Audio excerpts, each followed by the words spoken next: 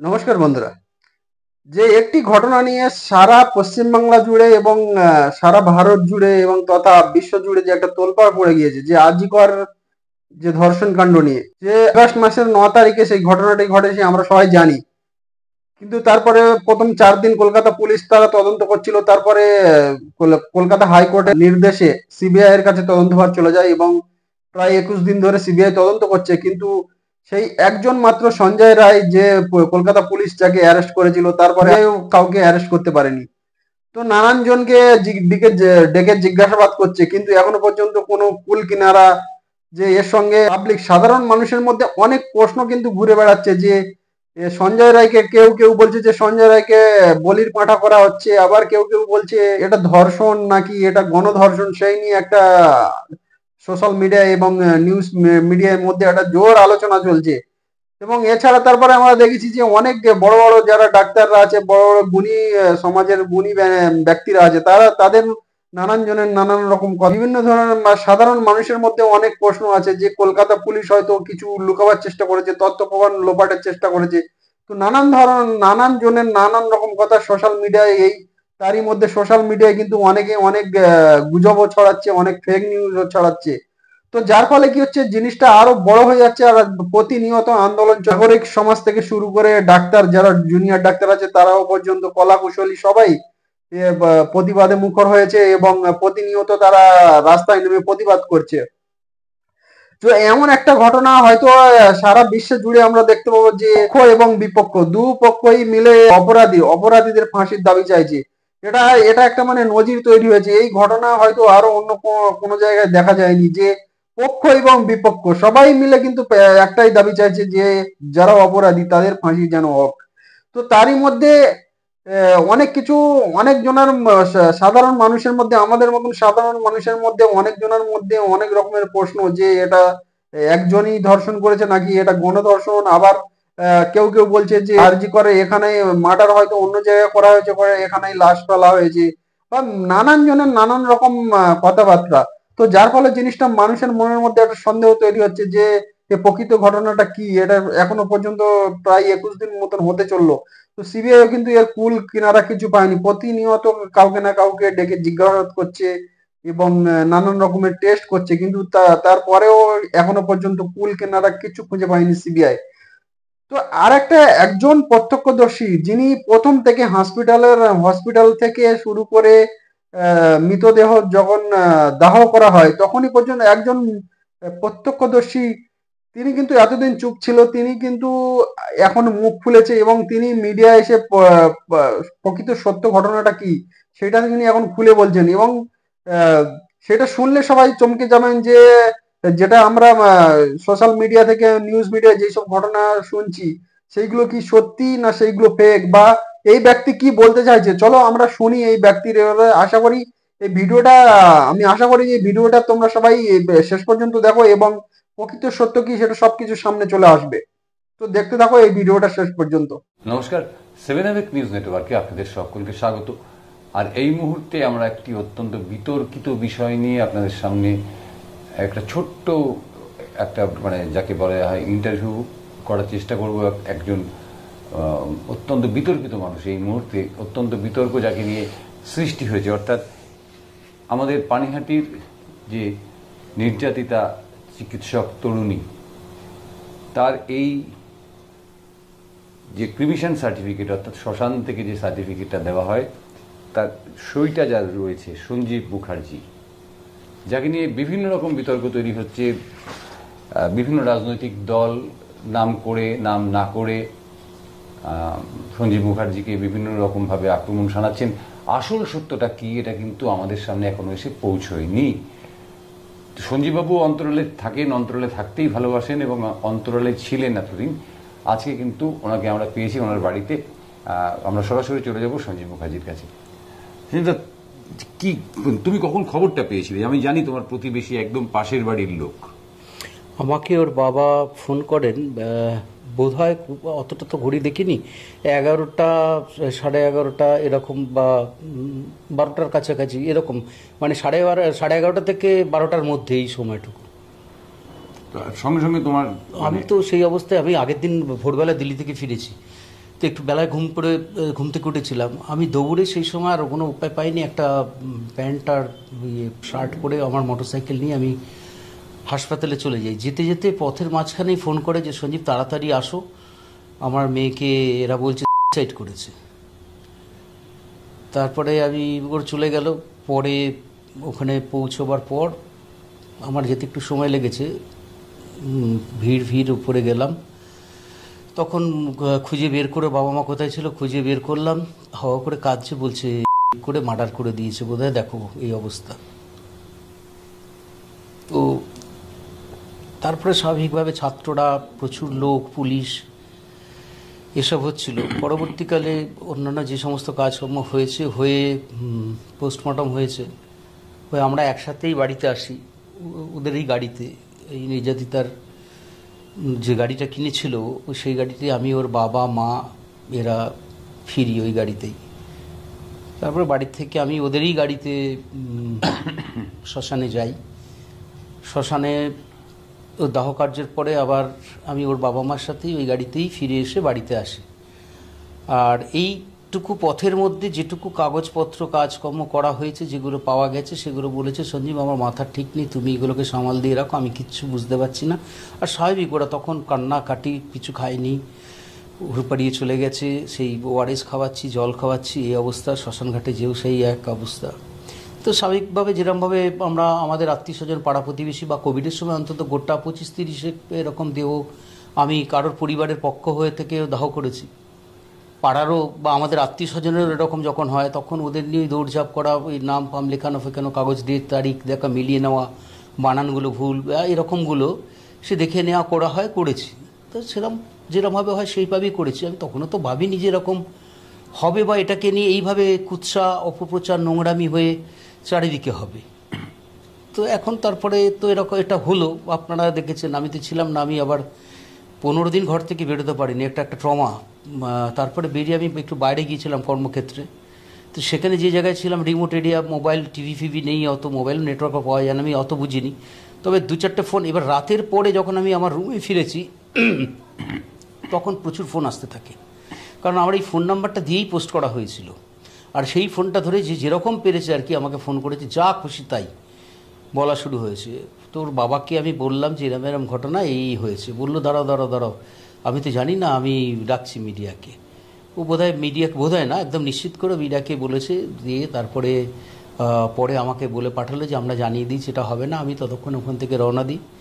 এবার আমার শুভাকাঙ্ক্ষী বন্ধু বান্ধব, আত্মীয় স্বজন সবাই বলা শুরু করলো যে তুমি কিছু বলছো না কেন, তুমি নির্যাতিতার পক্ষে হয়ে বা ওদের পরিবারের হয়ে এত পোস্ট করছিল, এত লিখছো।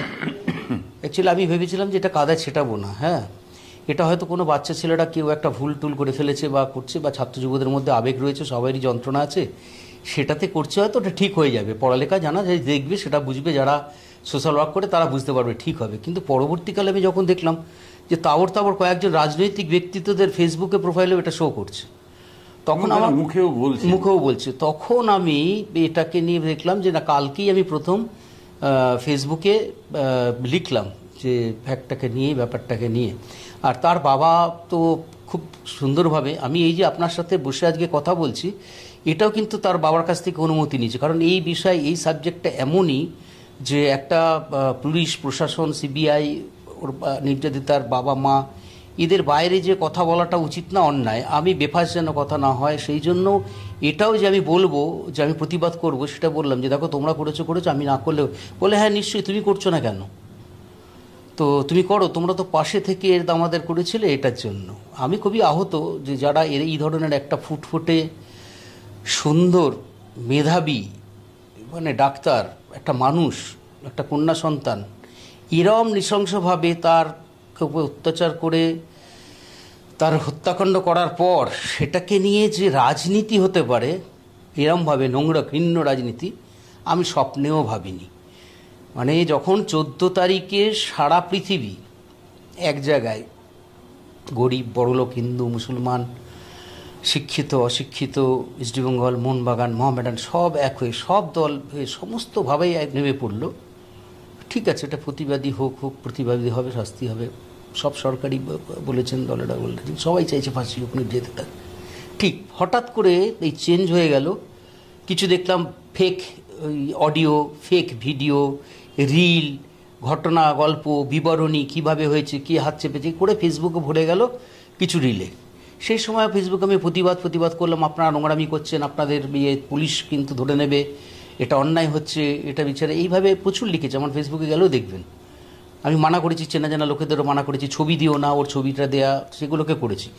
আমাকে নিয়ে যে এরকম হবে, তো এটা দেখুন, আমার একটা সামাজিক পরিচিতি আছে, অবস্থান আছে, পরিবার আছে, বড় আমাদের আত্মীয় স্বজন, চেনা জানা, আমার বিজনেসের কারণে সব জায়গাতে আমাকে একটা অবিশ্বাসের জায়গায় চলে এসলো। এটা নিয়ে একটা সেন্সিটিভ, প্রত্যেকের ভেতরে জ্বালা আছে। এবার এই ধরনের কথা পেলে মানুষ দুরকমভাবে ভাবতেই পারে, যা পরিস্থিতি চলছে এখানে। তা পক্ষে বিপক্ষে অনেকেরই ভাবনা। তারপর আমি কালকে লেখার পর আমার ওই ফেসবুকটাতে দেখবেন সবাই বলছে যে চাপা ছিল, কষ্ট, তোমাকে জিজ্ঞাসাও করতে পারছিলাম না, শান্তি পেলাম, তা নাহলে সারা জীবন ভুল বুঝতাম।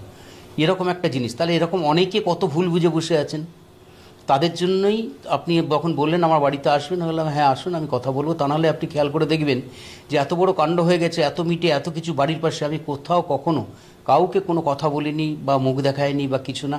একবারই খালি যখন আমি বাড়ির থেকে, বাড়ির লোক কাঁধ দিতে হয়, আমি কাঁধ দিয়ে সিঁড়ি করে নামছিলাম, সবাই ছবি তুলেছিল, ওইটুকুই বেরিয়েছিল। তাছাড়া আমাকে কিন্তু কোথাও পাবেন না। আমি গতকাল থেকেই এটা ওর বাবার সাথে কথা বলার পর তারপরে দেখলাম যে না, এই প্রতিবাদ করা দরকার। এই ঘৃণ্য যারা করছে, অন্তত যেখানে যেখানে যারা যারা এইগুলো পাঠিয়েছে, তার আত্মীয় স্বজন যারা পাঠিয়েছে, তার আত্মীয় স্বজন, বন্ধু বান্ধব, সন্তানরা দেখুক যে কত নিকৃষ্ট কাজ তার বাবা বা ভাই বা দাদা বাকে এরা কেউ করছে।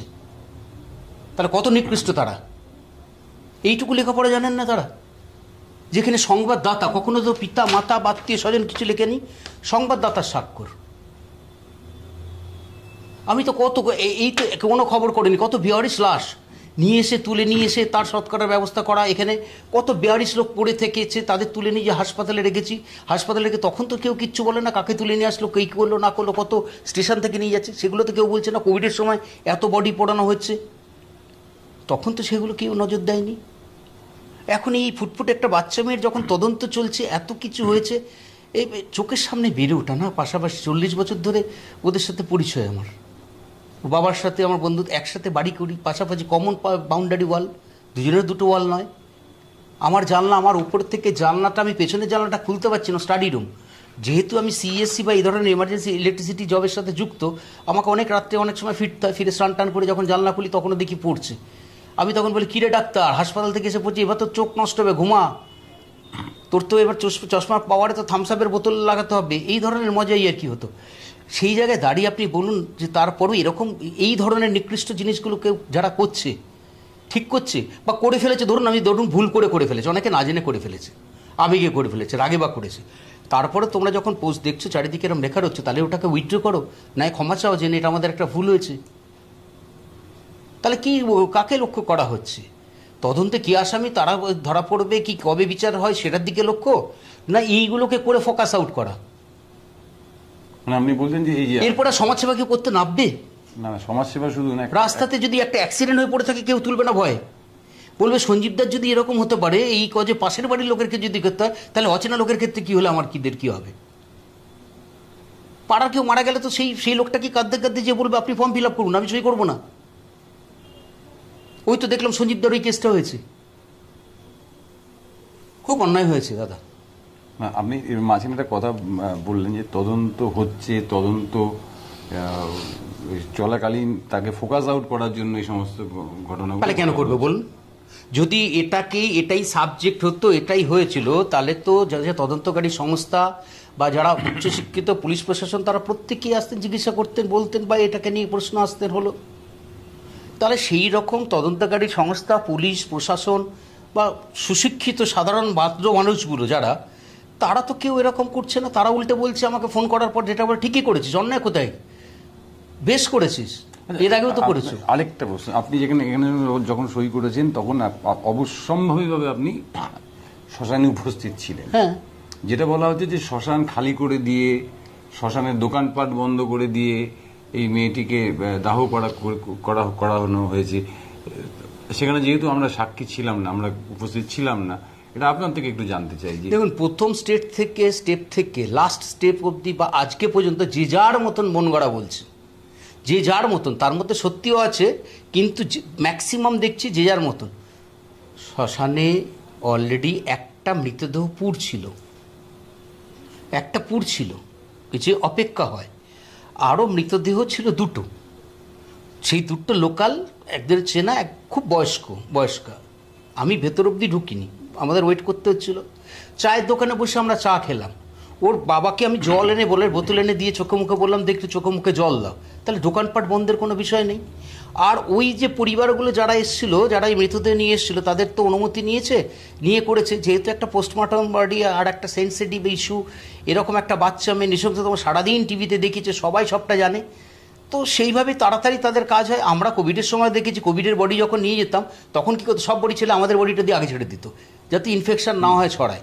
এখন এটার মধ্যে থেকে কোনো কারণ বের করে যদি কিছু হবে, সেই সময় দাদা আমার মাথায় আসেনি, বা এটা হতে চলেছে বা হচ্ছে। আমার এটা, এই যেটা বললাম সেটাই তখন মনে হয়েছিল।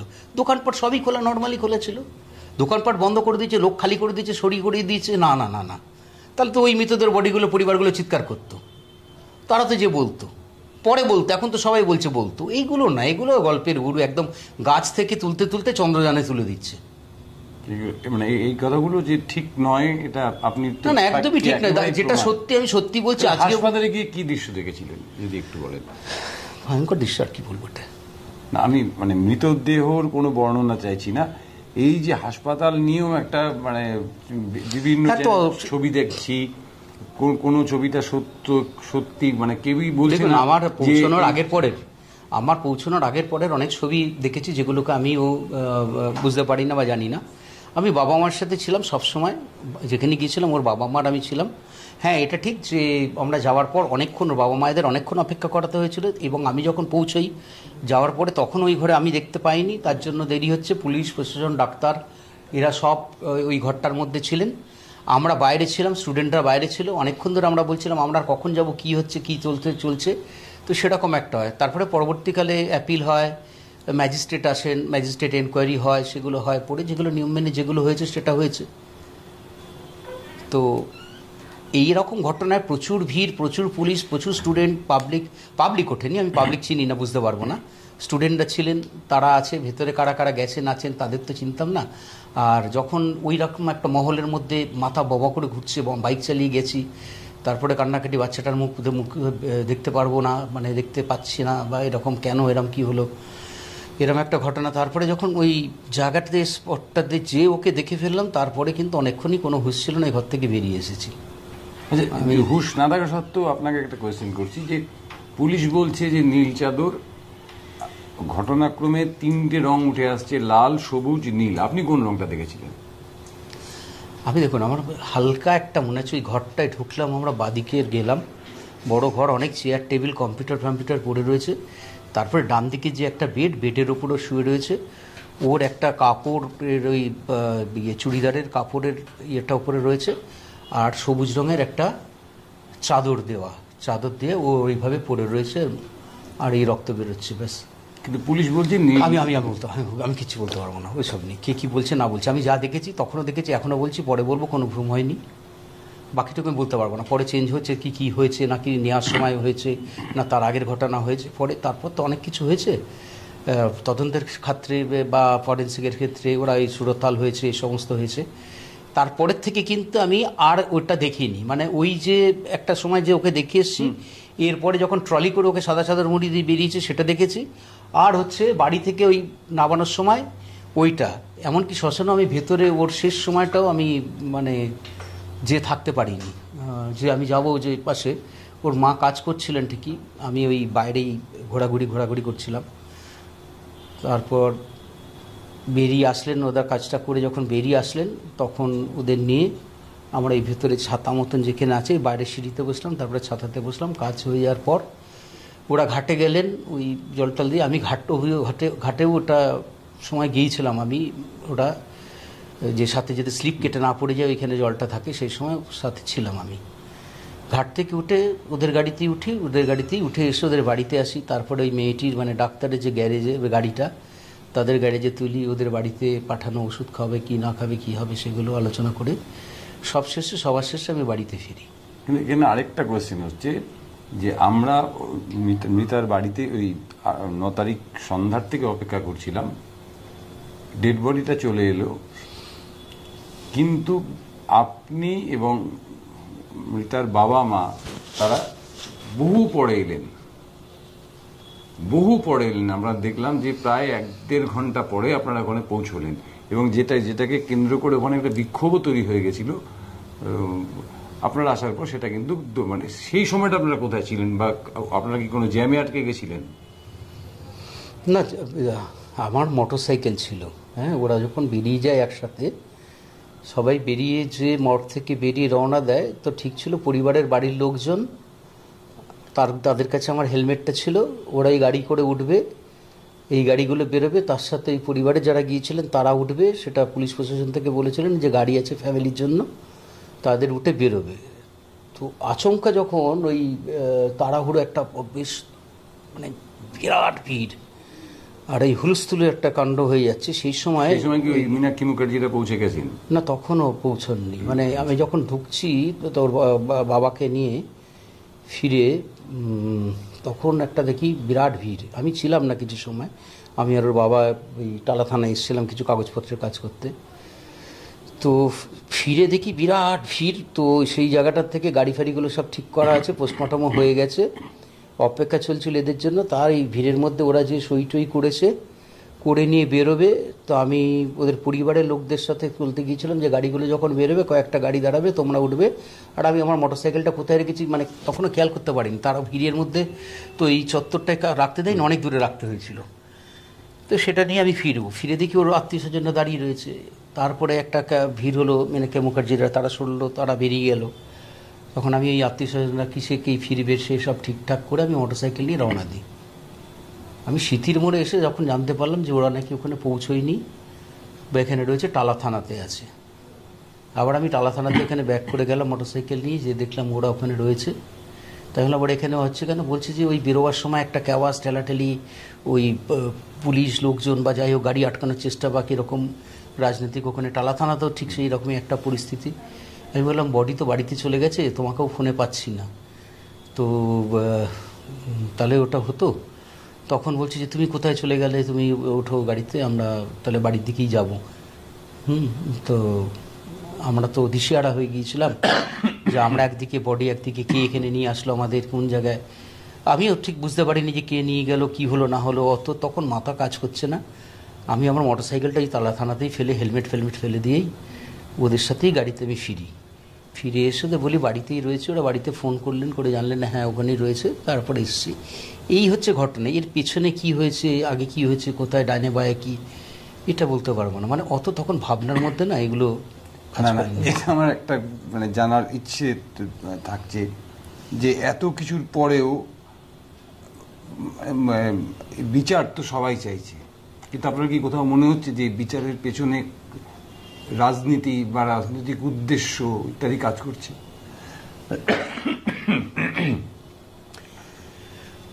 দেখুন, আমি এই বিষয়ে একটা কথাও বলবো না। কেন বলবো না, রেগুলার টিভিতে বিভিন্ন রকমের, আমি যে জায়গাটা ছিলাম ওখানে ডাক্তারও ছিলেন, পুলিশ ছিলেন, অন্যান্য লোকেরাও করছেন, বাড়ির লোকেরাও ছিলেন। তারপরে অনেক মতামত, অনেক কিছু, অনেক আলোচনা হচ্ছে। তো আমি শুধু অপেক্ষা করে রয়েছি যে সিবিআই কি বের করবেন, সেটার জন্য সেটা শুনবো। আমি আন্দাজে কোনো মতামত দিতে পারবো না, বলতেও পারবো না, কারণ ওইটুকু সময়ের মধ্যেটুকু যেটুকু আমি জানি সেটুকু বললাম।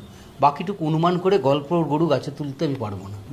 কাউকে আমি আমি বলছি যে কারোর পক্ষে এটা নিয়ে আমি বলতে পারবো না হবে কি হবে না। আমি ওই তদন্ত শেষ হবে কিনা বা তদন্ত করে কাউকে শাস্তি দেওয়া যাবে কিনা ইত্যাদি আমি প্রশ্ন করছি না। আমি প্রশ্ন করছি যে এই যে ধরুন আপনাদের ঘোলা থানায় শুভেন্দু অধিকারী এসে সরাসরি আপনার নাম বললেন, বা অন্যান্য বিভিন্ন রাজনৈতিক দলের নেতাদের পেজে বা ফেসবুকে আপনার নামটা দেখছি, তো সেই জায়গায় দাঁড়িয়ে আপনার মনে হচ্ছে কি কোথাও যেটাকে রাজনীতিতে গুলিয়ে দেওয়া হচ্ছে? আপনি যে কথাটা প্রথমে বলছিলেন যে হিন্দু, মুসলমান, ইস্ট বেঙ্গল, মোহনবাগান সবাই এক জায়গায় হয়ে এই ঘটনার প্রতিবাদ। শুধু ওটা কেন, যেদিনকে এই মরদেহটা এসেছিল ওখানে আমি তাকিয়ে দেখলাম পানিহাটির তাবর বিভিন্ন রাজনৈতিক দলের নেতৃত্বরাও ছিল। সবাই কিন্তু বেদনাহত হই, শোকাহত হই তাদের সন্তান গেছে বলে, তারাও ছিল, সেখানেও তাদের কোনো রকম উদ্দেশ্য আমি কিন্তু নজরে পড়িনি। তাদের সাথে আমার চোখাচোখি হয়েছে, তারা দেখেছে। তার আগে কি হয়েছে আমি ওখানে ছিলাম না, আমি অল্প সময় ছিলাম। ওপরে মেয়েটিকে নিয়ে যাওয়া হয়েছিল, তারপরে নেবে গাড়িতে উঠেছি, তারা ছেড়েছে, দেখা হলো, হাত নাড়লো, বেরিয়ে গেলাম। সেরকম মহল তো আমি তখনও মনে করিনি ওইখানে। কিন্তু পরবর্তীতে যেটা হলো যে এই নামগুলো আসছে উঠছে, রাজনৈতিক ব্যক্তিত্বরা যখন বলছেন, তাহলে তো রাজনীতি। যদি সবটাই জানতেন আমার এটা বা এই পরিবারের ব্যাপারটা ঠিক মতন খোঁজখবর নিয়ে যদি বলতেন, তাহলে হয়তো এরকম এতটা এইভাবে যেত না। দেখুন, ওনারা একটা, আমি নাম করে বলতে যাই না, ভালো ভালো উচ্চ উচ্চ পদে আছে, তো ওরা যেটা বলেন মানুষ মনে করেন যে ওটাই বোধহয় ঠিক বা সত্যি। তা ঠিক সত্যি সবসময় যে ঠিক না যা বলেন, বা কিছু ইনফরমেশন ওনাদের কাছে যায়, সেই ইনফরমেশন এগেনস্টে বলে, তো সেই ইনফরমেশন এগেনস্টে যেটা বলেছে এটা সত্যি না, এটা আমারটাই প্রমাণ, বাকিগুলো আমি বলতে পারবো না। আপনি সবসময় ওই পরিবারের সঙ্গে যোগাযোগ রেখে চলেছেন, আগেও রাখতেন, এখনো রেখে চলেছেন। পরিবারের কি পরিস্থিতি? মানে আমি ওরা ট্রমাটাইজড হয়ে রয়েছে, ওরা ভেঙে পড়েছে। অনেকেই বলছে যে এই দেখো কীরকম শক্ত হয়ে মেরুদণ্ড সোজা রেখেছে, বা মুখ হয়ে কথা বলছে, এটা বলছে। বিশ্বাস করুন, ওটা না যে একা বসে যে কাঁদবে বা কাঁদার যে সময়টা, সেটাও আমি তো সবসময় ওদের বাড়িতে থাকি না, যখনই ফোন করি জানি কাতারে কাতারে লোক বিভিন্ন জায়গার থেকে বিভিন্ন সময় বিভিন্ন সাংবাদিক কলিং বেল বাজাচ্ছে, ডাকছে, ফোন করছে, এগুলো সব শুনছি। এরকম হচ্ছে, ওরা কেমন বিহ্বল হয়ে যাচ্ছে। তারপরে কখনো সকালে একটা হচ্ছে কথা হচ্ছে, বিকেলে একটা কথা হচ্ছে, কেমন যেন আসলে যে ট্রমাটা না, যারা আমরা বুঝতে পারি উল্টো দিকের। আমার নিজে কি হচ্ছে, ওই আমার নিজের সন্তান না, কিন্তু আমার নিজের কি হচ্ছে, আমার পরিবারের কি হচ্ছে, বাড়ির লোকেদের কি হচ্ছে, বা আমার পাড়ার ওই অঞ্চলের মানুষগুলো সব কটা দোকানপাট যারা, সবার কিন্তু ব্যবসা নষ্ট হচ্ছে এর জন্য। এই যে প্রচুর লোকজন, ভিড়, হ্যান ত্যান, সেটা হচ্ছে, তারাও কিন্তু সবটাই ট্রমাটাইজড হয়ে রয়েছে জিনিসটা। আর ওদের তো আরও হবে, ওরা আরও হবে। ওদের খালি না একটাই আমি একটাই দেখছি ওদের ওই লক্ষ্য আর ভীষণ, শাস্তি শাস্তি শাস্তি। এবার এই শাস্তির জন্য তুমি যদি বলো না যে 10 দিন নির্জল উপোস করতে হবে, উনি তাই করে নেবেন। মানে ওদের কিন্তু এটাই, ওদের এটাই হচ্ছে। এ যদি বলছে যে ওকে দিয়ে বলাচ্ছে বা ওয়ের করেছে, তুমি যদি গুছিয়ে বলতে পারো যে এইটাকে না, এটা করলে ওটা হবে, কেউ সেই প্ল্যান সেটের গল্পের মতন আর কি, এরকম। ওরা খালি ওইটাই চাইছে যে যা মেয়ে তো চলে গেল, আমি এত খাটলাম, এত পরিশ্রম করলাম, কিচ্ছু ভোগ করবে না, এগুলো কি হবে, তাহলে কেন করলাম, আর ও কি শাস্তি পাবে না, তাহলে ওইভাবে চলে গেল। এইটাই মানে ঘুরে ফিরে যদি একটাই ছোট্ট কথা বলা হয়, বাবা মা এইটার জন্যই যা বলছে, যা করছে, সব কিছুই লক্ষ্য একটাই। এবং বোধহয় আপনাদের পাড়ার সবারও তাই। সবাই, আমি পাড়া কেন বলুন তো, সারা পশ্চিমবঙ্গ, সারা পানিহাটি, সারা পৃথিবীতে সব, আমি আজ কিছু সংখ্যক লোক, আপনি যদি মনে করেন কোটি কোটি লোক এই জায়গাটাকে আন্তরিকভাবে সব কিছু ভুলে গেছে, একদম সব রাজনৈতিক দল ফল ভুলে, যে কোটি কোটি লোক ভুলে গেছে, গুটিক কিছু এইগুলোকে যে গিয়ে করাচ্ছে, সেগুলো হয়ে যাচ্ছে, এইগুলো থেমে যাবে, আমি ওপরওয়ালা মানি।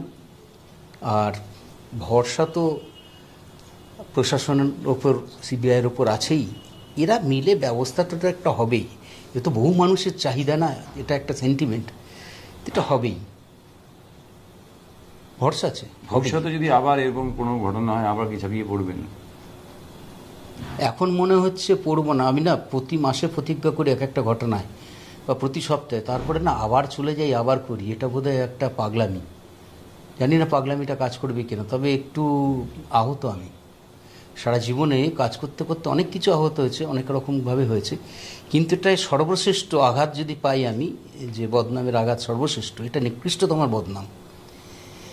এই বদনামটা মানে বাপকে কাকাকে বলছে যে হত্যার সাথে আর কি, এই তাড়াহুড়ো করা ফড়া হ্যান ত্যান জড়িত, এরকম ধরনের কিন্তু এটা একটা অপরাধ।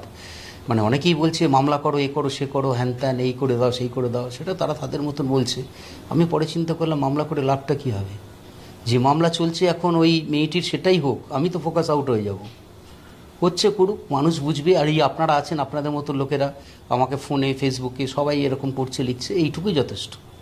দেখুন, বাইরের লোক কে কোথায় কী কোথায় ভাবলো সেটা না, আমার নাটাবারবাসী, পানিহাটিবাসী, বেলঘড়িয়া, টিটাগড়, কামারহাটি, খড়দা, এইসব চত্বরের মানুষগুলো, আর আমার বিজনেসের সাথে জড়িত কর্মের সাথে জড়িত আত্মীয় স্বজনরা তারা রিলিফ পাক, কারণ আত্মীয় স্বজনদেরও কথা শুনতে হচ্ছে। এই তোর দিদির ছেলে না কি এই হয়েছে, আমার মাসি ফোন করে, গয়ার কাটার থেকে আমার দাদা ফোন করছে, দাদার ছেলের অ্যাক্সিডেন্ট হয়েছে, সে ফোন করে বলছে বাবু কি হচ্ছে তোর নামে এটা, এইগুলো। এই যে যারা, তাদের আবার প্রশ্ন করছে সবাই, আমার জন্য আমার আত্মীয় স্বজনরা বিব্রত হচ্ছে। আমার মেয়ে কলেজে যাচ্ছে পড়াতে, যে তাকে বলছে ম্যাডাম আপনার বাবা নাকি এরকম এটার সাথে এইভাবে। মানে সামগ্রিকভাবে একটা সামাজিক অবস্থানের জায়গা থেকে একটা খাটো, মানে খানিকটা মানে দেখানোর চেষ্টা। খানিকটা খাটো, খানিকটা কেন বলুন তো, এটা কত বড় একটা ব্লেম। যে ভাষাগুলো লিখছে ওখানে, আরে যে কোনো একটা বলো, কেউ হাড়মাদ লিখছে, কেউ মমতা ব্যানার্জি ক্রিমিনাল বলছে, কেউ বলছে সিপিএম এর হাড়মাদ, কেউ একবার প্রতিবেশী বললো না তো।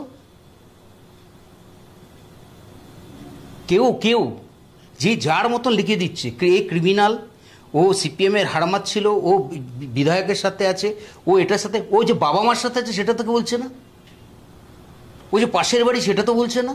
তাহলে এত খোঁজ রাখতে পারছেন, ওইটুকু খোঁজ রাখতে পারেননি তারা? তাহলে কি ইন্টেনশনালি না এটা? এই যে এগুলো বলছি, এগুলো বলার পরে দেখবেন আর একটা কুৎসা দিয়ে স্টার্ট করবে, চল ওকে আক্রমণ কর। আমাদের একটা পেশা আছে, সারাদিন আমরা কাজ করি, পেশা করে কাজ করার পর এসে সমাজসেবা করি। 24 ঘন্টা আমাদের কোনো রাজনীতির আমার পেশা নয়, আর সমাজসেবা 24 ঘন্টা পেশা নয়। আমাদের তো অন্য সংস্থান করতে হয়, নিজের আয় করে নিয়ে নিজের পয়সা থেকেই সমাজসেবাগুলো করি। তো সেই জায়গায় দাঁড়িয়ে আমার পেশা তো হ্যাম্পার হয়ে যাচ্ছে সব জায়গাতে। আমার দিকে তাকাচ্ছে, কেন বাজারে যাচ্ছি সবাই কিছু বলতে পারছে না, আমার দিকে এরমভাবে তাকাচ্ছে। এখন নিজেই তো আমি আয়নায় দেখি, আমি ভাবছি যে আমি কি করে ফেললাম। ভাবুন তো একবার, যদি আপনাকে এরকম বলা হয়, পাশের বাড়ির পাশের ফ্ল্যাটের বা আপনার পাশের বাড়ির কোনো সন্তান সমবেত কারোর হয়েছে, আর সেইখানে আপনি গেছেন, যে তার দাহকার্য করেছেন। এর আগেও আপনি হয়তো দাহকার্য প্রচুর করেছেন। এ একটা কঠিনতম জিনিস, জায়গা নিকৃষ্টতম, সবাইকে টিকার দেখে দেওয়া হচ্ছে। ধরুক না পড়ে দিকে, ধরুক আসল লোকগুলোকে, তার সাথে জড়িত পুরোটা ধরুক, সেই জায়গাটা আসুক। যে আপনাকে কি কোনো প্রশাসনিকভাবে জিজ্ঞাসাবাদ করা হয়েছে? যেহেতু এই মানে প্রসঙ্গটা উঠে গেছে, সেই অর্থে জিজ্ঞাসা করছি। না, এই প্রসঙ্গে কেউ আমাকে কিছু জিজ্ঞাসা করেনি। তার মানে প্রশাসন থেকে এটাকে, তারা শিক্ষিত লোক, তারা তদন্তকারী এজেন্সি, পুলিশ প্রশাসন, এরা মূর্খ নাকি? এরা মূর্খ? আপনিও মূর্খ নাকি? আপনিও তো এসছেন খোঁজ করে। যারা সুশিক্ষিত, ভদ্র, যাদের মানসিকতা থাকে, তারা আসলটাই জানতে পারে। এই শ্মশানে যান না, যে জিজ্ঞাসা করুন না যে আমি কত মোড়া পোড়াতে যাই। আড়িয়াদহ শ্মশানে যান, টিটাগড়ে যান, এটা যখন বন্ধ ছিল, তাদের যে জিজ্ঞাসা করুন, তারা আমাকে চেনে। পোস্টমর্টমের ওখানে যে যখন মুখ থেকে চেনে। অন্যায় করি না কি এগুলো? এটা অন্যায় করি? সব হাসপাতালে যাবেন, নার্সিংহোমে যাবেন, স্টাফেরা চেনে, লোককে নিয়ে দৌড়ে যাই আর আসি, সবাই চেনে। একটা সময় নাম হয়ে গিয়েছিল ডোন সঞ্জীব আর শ্মশান বাচ্চু, কোভিডের সময়। ও কাজ করে ভালো। এই যে চক্ষুদান এত হয়, যখন চেনা জানা লোকের মধ্যে হয়, সঙ্গে সঙ্গে আমরা খবর দিই, আসে, এটা নিয়ে যায়, কারণ এটা নিয়ে যে করছে, খবর দিই। প্রভা ফাউন্ডেশন থেকে ওরা আসেন, এসে নিয়ে যায়, এরকম করবে। তারপরে তো এরপরে বলে দেবে শকুন, অপেক্ষা করে বসে থাকে চোখ খুবলে নেওয়ার জন্য। সেইটা দিয়ে যাতে তাড়াতাড়ি ওখানে পৌঁছায়, পরের দিন ফলো আপ করি যে না তারা ওই দুটো দৃশ্যশক্তি পেয়েছে কিনা, সেখান থেকে সার্টিফিকেট নিয়ে ফলো আপ করি, এরপরে তো সেটাও নিয়ে বলে দেবে। আমি আপনাদের মাধ্যমে অনুরোধ করছি যে এই মানুষগুলো যারা এগুলো সরাচ্ছেন, তাদের বাড়িতে মা আছে, বোন আছে, দিদি আছে, মেয়ে আছে, ভাগনা আছে, ভাগ্নি আছে, ভাইজি আছে। তাদের সামনে আপনারা মুখ দেখাতে পাচ্ছেন তো এই কুৎসা করে? না তারা হয়তো মুখে কিছু বলতে পারবে না, কিন্তু আপনার সম্পর্কে কোথায় চলে যাচ্ছে সম্মানটা তাদের? যে আমার বাড়ির লোকটা কি, আমি কিন্তু সম্মান হারাইনি আমার মেয়ের কাছে। আমার মেয়ে জানে বাবা কি করেছে, না অবধি কী হয়েছে। খালি হাসতে হাসতে বলছে, আমি যখন বিহার থেকে ফিরছি হাসতে হাসতে বলছে, এই যে হাড়মাত বাবা, এই যে ব্যঙ্গ করে আর কি বলছে, এই যে বাহ ভালো তুমি নিলে। তারপরে এসে বলছে যে শোনো বাবা, আমিও পরোয়া করি না, সবাই জিজ্ঞাসা করছে তুমি যা করেছো বেশ করেছো। আমি নিজে যেতে পারিনি 3-4 দিন, ও কলেজে যেতে পারিনি। এই ঘটনার পর 3-4 দিন ও বেরোয়নি, বাড়িতে ছিল, শ্বশুর বাড়িতে ছিল, সেখান থেকে চলে এসছে এখানে। হ্যাঁ, এই ঘটনার পর এখানে হয়েছে। তো এইগুলো আমি হয়তো অনেকটাই গল্প করে ফেলছি, মানে জ্বালাটা এমন না, আবেগটা, হ্যাঁ সেটা সরি যদি কাউকে কোনো রকমভাবে কোনো রকম ইনসাল্ট বা আঘাত করে থাকি, তারা আমাকে ক্ষমা করবেন। আমি একটু অন্যরকমভাবে মেন্টাল মাইন্ডসেটে রয়েছি। যদি কোনো ভুল ত্রুটি বাজে কথা বলে থাকি ক্ষমা করবেন প্লিজ। আমরা বুঝতে পারছি যে সঞ্জীবদার এই মুহূর্তের মানসিক অবস্থা, কিন্তু আপনাদের সবার যেটা প্রশ্ন ছিল যে সঞ্জীব মুখার্জির ভূমিকাটা কি, আমরা কিন্তু নিজেরা কোনো বিশ্লেষণ করিনি, কাউকে দাগিয়ে দেইনি, বা এই প্রথমই বোধহয় আপনাদের সামনে আমাদের হাতেও যে এই রিপোর্টটা আছে সেটা আপনাদের সামনে দেখালাম। কারণ সত্যিটা সত্যিই হয়, হয়তো এই মৃত্যুর পেছনে অনেক ষড়যন্ত্র আছে, অনেক তদন্ত সাপেক্ষ ব্যাপার আছে, কিন্তু যেটা পরিষ্কার সেটা হচ্ছে সঞ্জীব মুখার্জি অন্তত পক্ষে এই সামগ্রিক যে ষড়যন্ত্র, চক্রান্ত ইত্যাদি যা খুশি, যেটা তদন্তে অবশ্যই উঠে আসবে, তার সঙ্গে যুক্ত নন, সেটা কিন্তু উনি নিজেই পরিষ্কার করলেন। এবং আমরাও সেটা চাইছিলাম যে একটা পরিষ্কার হোক, কারণ সব কিছুই ধোঁয়ায় উড়িয়ে দেওয়া, ধোঁয়ায় মিশিয়ে দেওয়া, সেটা বোধহয় আমাদের কাম্য ছিল না। এবং সঞ্জীববাবুর দীর্ঘ একটা সাক্ষাৎকার আমরা শুনলাম, তার থেকে অনেক তথ্য যেগুলো আপনারা বোধহয় ঘাবড়ে যাচ্ছেন যে কোনটা সত্যি কোনটা মিথ্যে, তো উনি সামনে ছিলেন, উনি অনেক কথাই প্রকাশ করলেন না তদন্তের স্বার্থে। অবশ্যই এটাই উচিত, আমরা যেভাবে সব কথা মানে আমি কালকেও আপনাদেরকে বলেছিলাম যে যেভাবে মিডিয়ার ভূমিকা পালন করছে তাতে কিন্তু ষড়যন্ত্রীরা সাবধান হতে পারে, যারা প্রকৃত দোষী তারা সাবধান হতে পারে। অন্ততপক্ষে সেই জায়গার থেকে দাঁড়িয়ে আমরা সঞ্জীববাবুকে ধন্যবাদ দেব এই কারণে যে উনি প্রকৃত অর্থে একজন প্রতিবেশীর কাজ করেছেন এবং এটা উনি করে যাবেন আজীবন, এই বিশ্বাস রাখছি। সবাই খুব ভালো থাকবেন। জয় হিন্দ।